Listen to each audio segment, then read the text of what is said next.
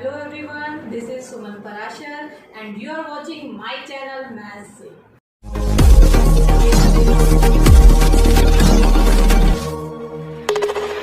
Hello students, today I am going to start new chapter 3rd, pair of linear equation in two variables. Chapter 3rd, pair of linear equations in two variables. अब तक आपने एक ही variable की linear equation पढ़ी है और उसका जनरल फॉर्म होता है ax plus b is equals to 0। यहाँ पे आपको कैसे फाइंड आउट करनी होती है x की वैल्यू, आप ax is equals to minus b रखते हैं और x आता है minus b by a. Means एक वेरिएबल की इक्वेशन है, x वेरिएबल है, आपको एक सोल्यूशन मिल जाता है। अब आपके पास यहाँ पे है टू वेरिएबल, तो टू वेरिएबल की इक्वेशन कैसे होगी, ax plus b y plus c is equals to 0, ये इसका जनरल फॉर्म है। एग्जाम्पल के तौर पे देखिए, अगर मैं इक्वेशन लेती हूँ 2x plus 3y is equals to ले लीजिए 8, ठीक है। तो ये हो गई दो वेरिएबल की इक्वेशन x एंड y। तो अगर आप इसका सॉल्यूशन फाइंड आउट करेंगे तो कैसे करेंगे, देखिए आप इसमें से 3y को यहीं रहने दीजिए और 2x को वहां शिफ्ट कर दीजिए। इक्वेशन में आपने 3y की वैल्यू फाइंड आउट की 8 माइनस 2x और y क्या मिला 8 माइनस 2x बाय 3। तो ऐसी केस में जहां पे दो वेरिएबल हो और एक ही इक्वेशन हो, वहां आप x की वैल्यू को रिप्लेस करते जाइए और आपको y की वैल्यू मिलती जाएंगी। जैसे कि अगर मैं यहाँ पे x को लेती हूँ 1, तो y मुझे मिलता है 8 minus 2 into 1 by 3, that is 8 minus 2 by 3। 8 minus 2 क्या होता है 6 by 3 that is 2। Means x1 पे y की वैल्यू 2 आ गई, x1 y2 मीन्स एक सोल्यूशन ये मिल गया। अब मैं x की वैल्यू और रिप्लेस कर दूं तो मुझे y की और वैल्यू मिलती जाएंगी। मीन्स अगर मैं यहाँ पे x की वैल्यू को ले लेती हूँ, मान लो मैंने लिया यहाँ पे 3, x3 लिया तो y क्या मिलेगा 8 माइनस 2 इंटू 3, हाँ x के प्लेस पे आपको 3 करना है बाय 3, तो क्या मिला 8 माइनस 3 टू जा 6, तो 8 माइनस 6 बाय 3, तो आपको मिला 2 बाई 3। तो y की आपको एक और वैल्यू मिल गई 2 बाई 3। मीन्स अगर आपके पास दो वेरिएबल हो और एक इक्वेशन हो तो आपको इनफाइनाइट मैनी सॉल्यूशंस मिल जाते हैं। आप डिफरेंट x की वैल्यूज पे डिफरेंट y की वैल्यूज फाइंड आउट कर सकते हैं। बट हमारा चैप्टर क्या है, हमारा चैप्टर है ये pair of linear equation in two variable. Pair का मतलब क्या है, यहाँ मैंने एक लीनियर इक्वेशन लिखी है ax plus b y plus c is equals to 0। अगर यहाँ मैं a1 b1 c1 कर दूं और एक और इक्वेशन लिख दूं a2x plus b2y plus c2 is equals to 0, तो यहाँ हमारे पास दो वेरिएबल में दो लीनियर इक्वेशन हो गई। तो यही इस चैप्टर का नाम है pair of linear equation in to variable. तो यहाँ हम क्या पढ़ेंगे, हम पढ़ेंगे कि ऐसी इक्वेशंस को हम कैसे सॉल्व करते हैं। तो आइए स्टार्ट करते हैं एक्सरसाइज 3.1 का क्वेश्चन नंबर 1। क्या है क्वेश्चन नंबर 1, देखिए Aftab tell his daughter 7 years ago I was 7 times as old as you were then। यहाँ पे एक आफ्ताब है, एक इसकी डॉटर है, दो पर्सन हैं, दोनों की एज में क्या रिलेशनशिप दी गई है कि 7 साल पहले आफ्ताब अपनी डॉटर की एज का 7 टाइम्स था। तो हम स्टार्ट करते हैं यहाँ उनकी प्रेजेंट एज से। तो मान लीजिए let present age of Aftab, Aftab की प्रेजेंट एज को आप x मानेंगे क्योंकि यहाँ दो वेरिएबल की लीनियर इक्वेशन की बात हो रही है, इसलिए हम present age of his daughter को y मानेंगे। दोनों की एजेस को हमने x और y में मान लिया। अब देखिए पहली कंडीशन क्या है 7 years ago। अब हमें 7 साल पीछे जाना है, तो आप लिखेंगे बिफोर 7 years। 7 साल पहले दोनों की एज में से 7 माइनस करेंगे, तो 7 साल पहले Aftab was x minus 7 years और उसकी डॉटर होगी y माइनस 7। दोनों में ही 7 माइनस होगा क्योंकि 7 साल पहले जाएंगे तो दोनों की एज में से हमें 7 माइनस करना है। और क्या बोल रहे हैं, देखिए I was 7 times as old as you। Aftab बोल रहा है कि वो 7 टाइम्स था 7 साल पहले अपनी डॉटर की एज का।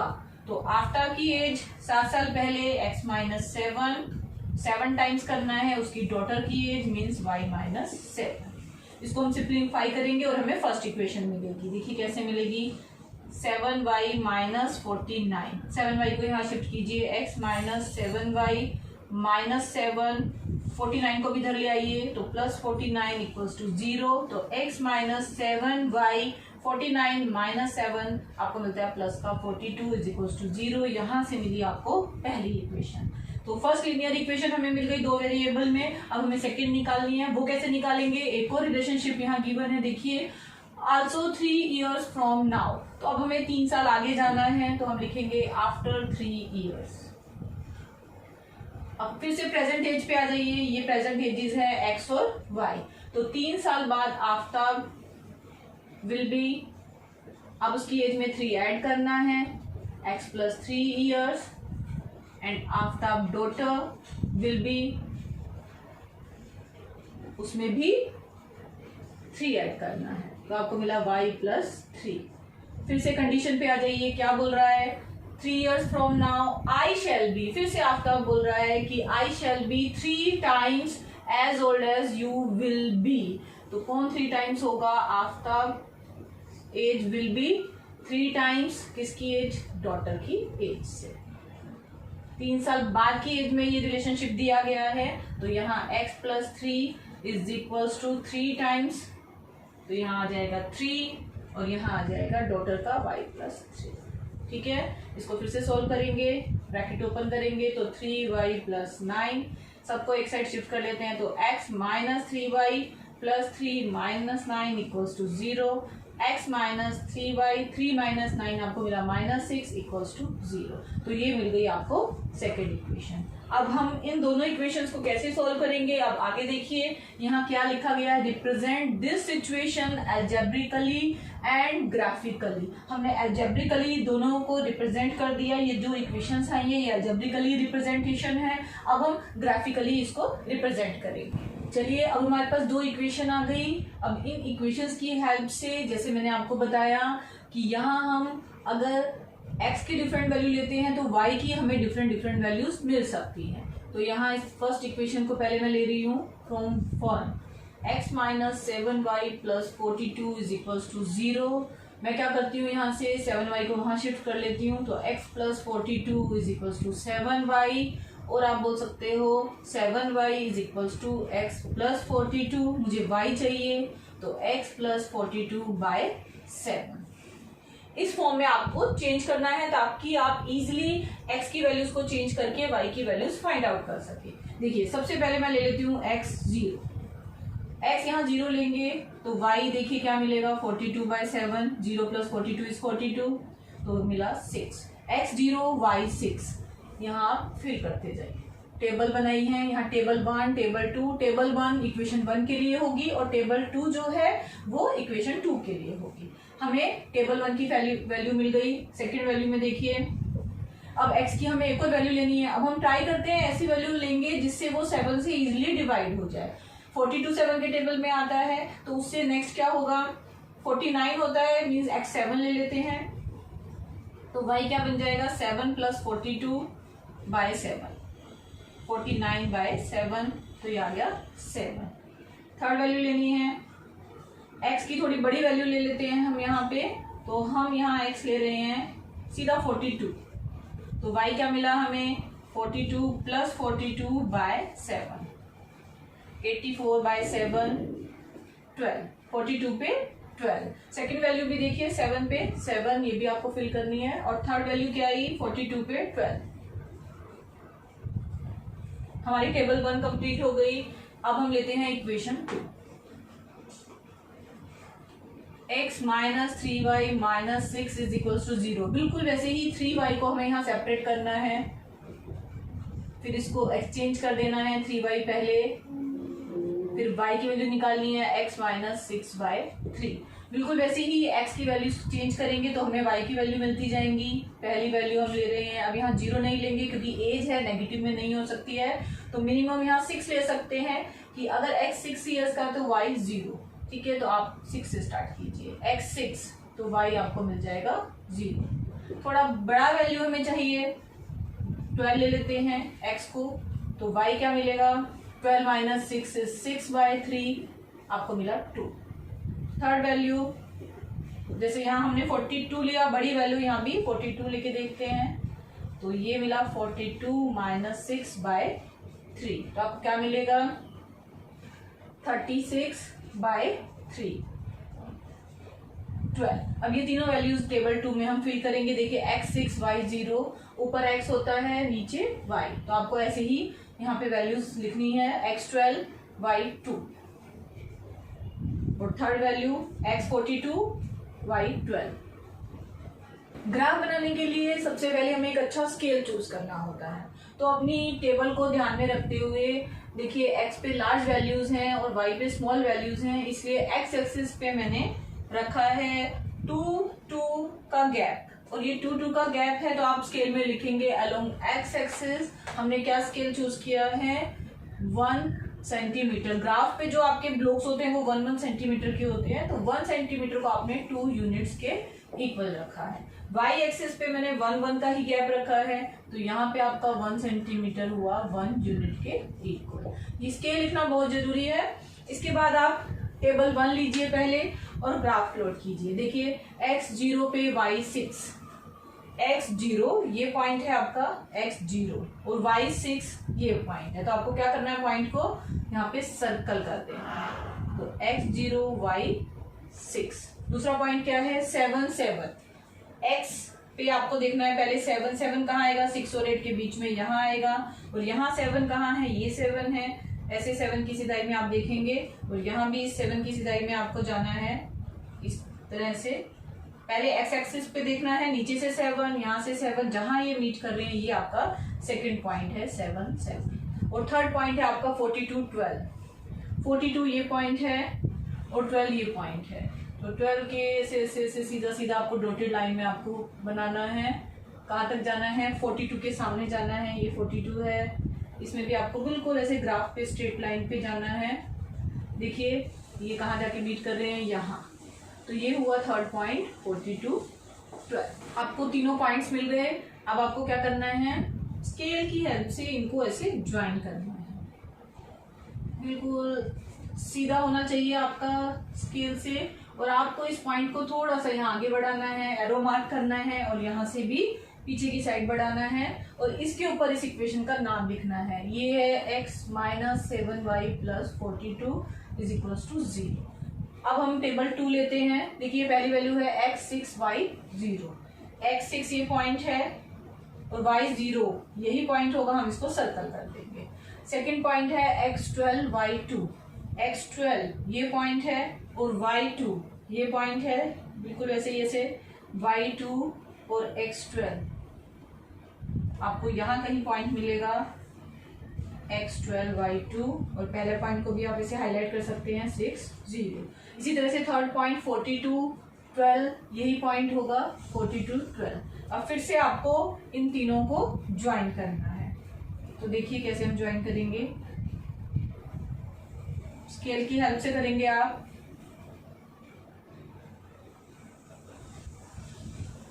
इसको भी आप आगे बढ़ाएंगे दोनों तरफ से, और इस पे भी इसकी इक्वेशन का नाम लिखेंगे x minus 3y minus 6 is equals to 0।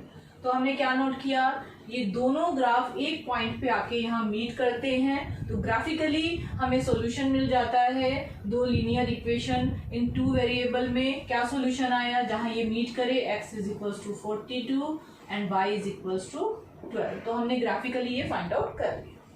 इसी एक्सरसाइज का मैंने लिया है क्वेश्चन नंबर 3।